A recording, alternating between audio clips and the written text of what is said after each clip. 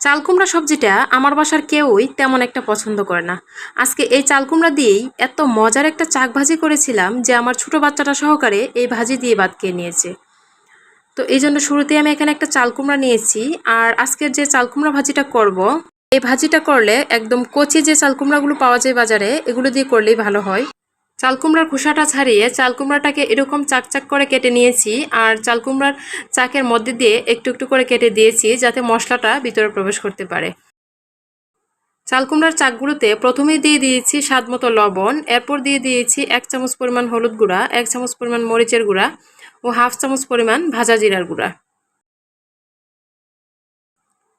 তো জিরার গুঁড়াটা দেওয়া হয়ে গেছে, এখন দিয়ে দিচ্ছি আমি 1 চামচ পরিমাণ সরিষার পেস্ট। আর এই চাল কুমড়ার ভাজিটা কিন্তু বেশি মজা হয় এই সরিষার পেস্টটা দিলেই।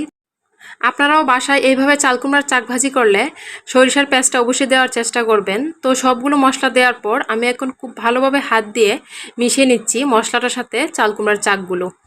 মশলাটার সাথে চাল কুমড়ার চাকগুলো খুব ভালো করে মিশিয়ে নিয়েছি। এখন আমি 5 মিনিটের জন্য রেখে দিব। তো 5 মিনিট পর চলে আসলাম চাল কুমড়ার চাকগুলো ভাজি করতে। তো প্রথমে চুলায় একটা প্যান বসিয়ে পরিমাণ মতো সরিষার তেল দিয়ে দিলাম। তো এরপর দিয়ে দিচ্ছি আমি চাল কুমড়ার চাকগুলো। আর এই চাল কুমড়ার চাক ভাজিতে সরিষার তেলটা দিলেই খেতে বেশি ভালো লাগে। আপনারা চাইলে সয়াবিন তেল দিয়েও করতে পারেন। তো চাল কুমড়ার চাকগুলো তেলের মধ্যে দেওয়া হয়ে গেছে, এখন চুলা আঁচটা কমিয়ে চাকগুলো ভেজে নিব। তো এই চাকগুলো ভাজার সময় চুলার আঁচটা অবশ্যই কম রাখতে হবে, না হলে দেখা যাবে চাল কুমড়ার চাকগুলো উপর দিক থেকে পুড়ে যাবে আর ভিতরটা হবে না। তো কিছুক্ষণ পর চাল কুমড়ার চাকগুলোর একটা পাশ ভাজা হয়ে গেলে আরেকটা পাশ উল্টিয়ে দিচ্ছি। আমি আজকে যে চাল কুমড়াটা নিয়েছিলাম তার অর্ধেকটা পরিমাণ নিয়ে আজকের এই চাক ভাজিটা করতেছি। তো আজকের এই চাক ভাজিটা এতটাই মজা হয়েছিল যে আমার বাচ্চারা দুপুরে খেয়ে নিয়েছে।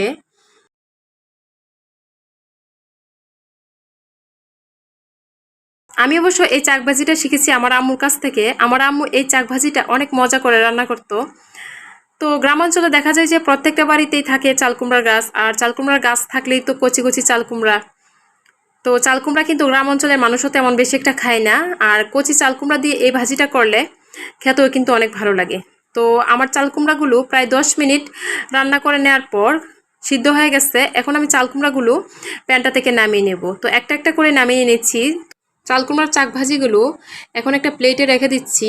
আর চাক ভাজিগুলোর নিচে একটা টিস্যু পেপার দিয়ে রেখেছি যাতে এক্সট্রা তেলটা ঝরে যায়। তো সবগুলো চাক ভাজি উঠিয়ে নেওয়ার পর আরও যে বাকি কয়েকটা চাক ভাজি রয়েছে ওইগুলো প্যানটাতে দিয়ে দিলাম। তো এইভাবেই আমি সবগুলো চাল কুমড়ার চাক ভাজি করে নেব। তো আমার চাল কুমড়ার চাক ভাজিগুলো হয়ে গেছে। তো আপনারাই দেখুন কেমন হয়েছে। আশা করছি আজকের এই রেসিপিটি আপনাদের ভালো লেগেছে। তো আজকের ভিডিওটি এ পর্যন্তই। সবাই ভালো থাকবেন।